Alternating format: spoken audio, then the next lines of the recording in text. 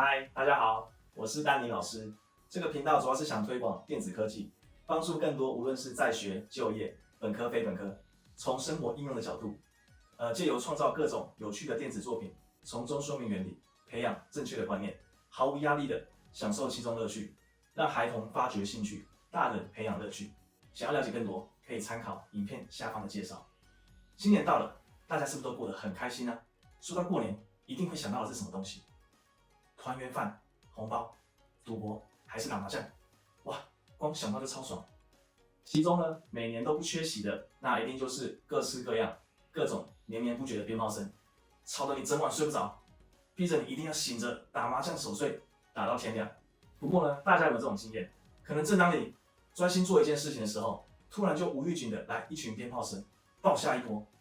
例如，当你已经听牌了，你要摸牌的时候已经兴奋到手抖，突然来一堆超响亮鞭炮声，瞬间一个手滑就悲剧了。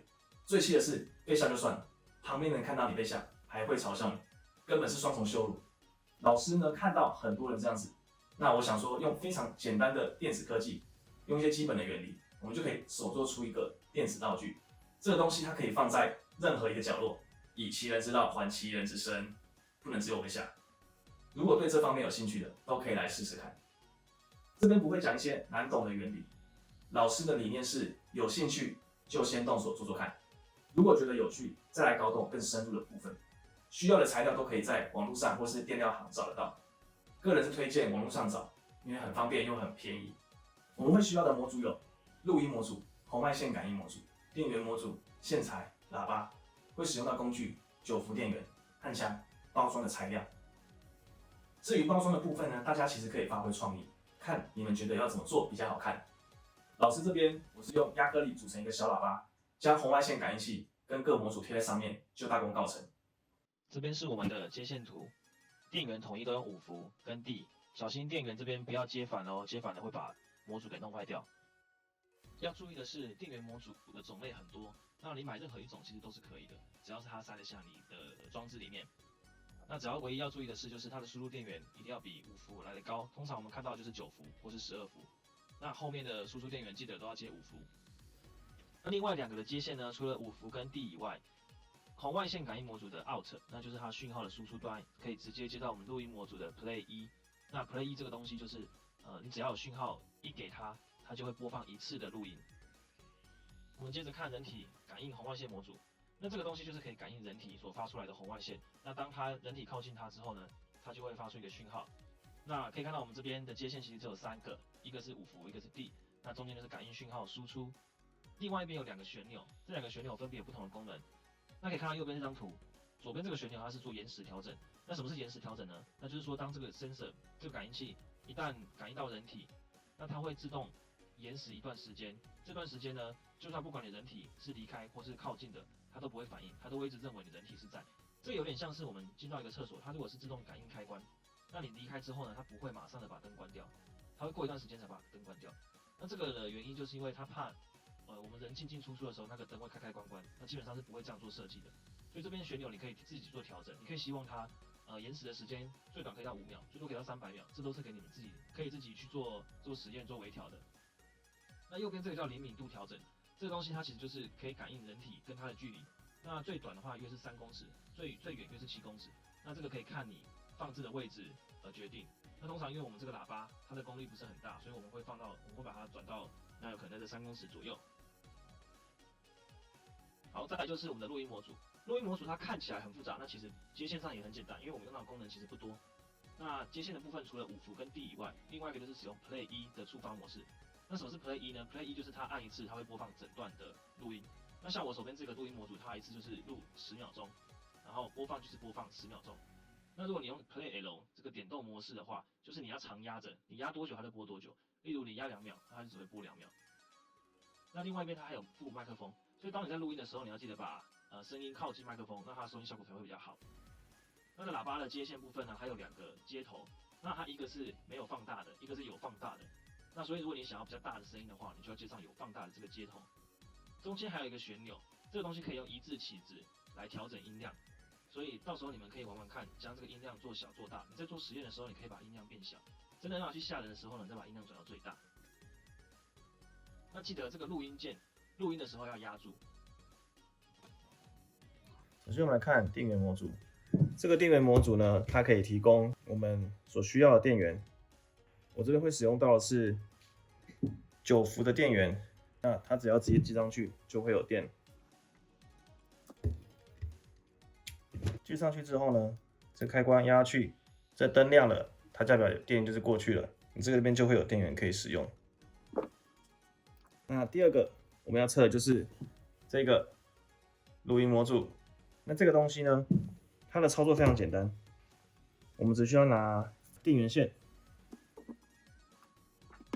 电源在接的时候呢，小心不要把它接反哦。接上去之后呢，它一样有电就会有亮灯。那这个部分呢，我们可以先放旁边。再来，喇叭，一般我们使用到的喇叭呢，它就是长得像这样，那什么线都没有。一般我们在买喇叭的时候，它应该会附个类似像这样的线。那这个线，它只要把它焊到这个地方，这样子焊上去就可以了。那它没有极性的差别，所以呢，你这样焊跟这样焊都是没有问题的。好，那我们就来操作一遍。有些喇叭它可能会自己有带线材，那就不需要焊。那如果没有的话呢，就麻烦自己要把这个线材焊起来。那在焊的过程中，要小心不要吸到焊枪所排的一些气体，那它是有毒的。那如果你不会用焊枪的部分呢，我们未来有机会我们再做教学。好，这样就已经焊好了。接着呢，我们把喇叭拉回来，接上去之后呢，我们可以来测试一下录音跟播放的功能。好，我们录音只要压了这个键 ，Hello， 好，那这时候我们要播放怎么办呢？我们按这个 Play L 或 E。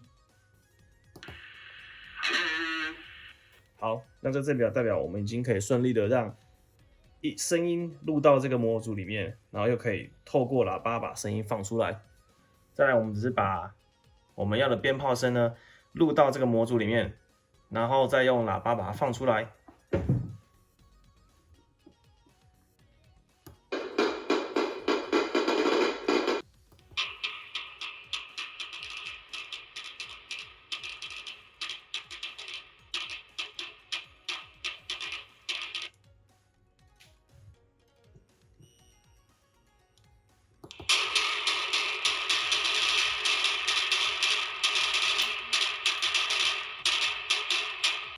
好，这样子没有问题了。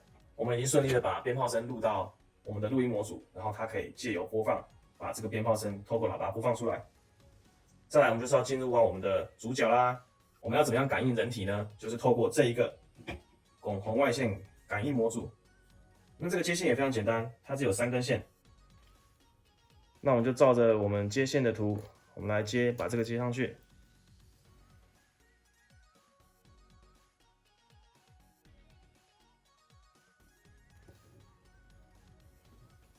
接好之后，我们电源模组已经把电接到红外线模组，然后也接到了录音模组，然后录音模组这边喇叭也接上去了，然后红外线这边的讯号也接到了录音模组里面的播放讯号。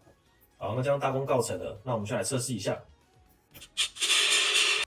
好，刚开电的时候呢，这个红外线模组它会做一些初始化的动作，所以它会有喇叭声会出来，这是正常的。好，那我们看一下我们现在这边的旋钮，我目前大概设定在这个位置。好，我们测试的时候呢，我们就先把这根松塞进来，这样子看可能还更不明显，所以呢，我这边用我这边的示波器帮各位看一下，让各位看一下这个讯号会怎么做。各位如果没有示波器也没关系，我这边会帮各位把讯号给量出来，看看到底长什么样子。好，那我们示波器这边就是去勾这个播放器的旋钮，播放器的讯号。另外一边当然就是接地。那这个地方各位如果看不懂没有关系，那我先示范一次给大家看看是什么感觉。现在示波器这边看到的会是这个我们叫做低电位。好，那我们这时候如果把手伸进去抠，它感应到我的人体了，有没有？它这边讯号就拉起来了。那拉起来之后呢，这个喇叭当然也跟着放。那我现在手其实已经离开啦，那为什么它讯号还是高的呢？那就是因为我们刚刚调过旋钮，它会有一个延迟效应，以免说我们手在这边乱戳，在乱戳的时候，然后它会这个讯号会一直上下摇摆。好，现在它拉下来了，所以好，我们再试一次，这个时候是没有被感应到的，那我们这时候把手伸进去，好，它感应到我们人体了，这时候我们一直在乱弄，其实它是没有任何反应的，因为它会一直维持在高电位。好，那它就是没有反应了，那就是代表说我们这个这样子接线的这状况是成功的。好，那我们把这个电路做完之后呢，我们再来怎么做？再来就是要各位发挥创意啦，我们要怎么样把它做成一个看起来比较好看的装置呢？那我这边准备的是亚克力板，那这个板子呢，我会组成一个让喇叭可以看到它是可以这样组起来的。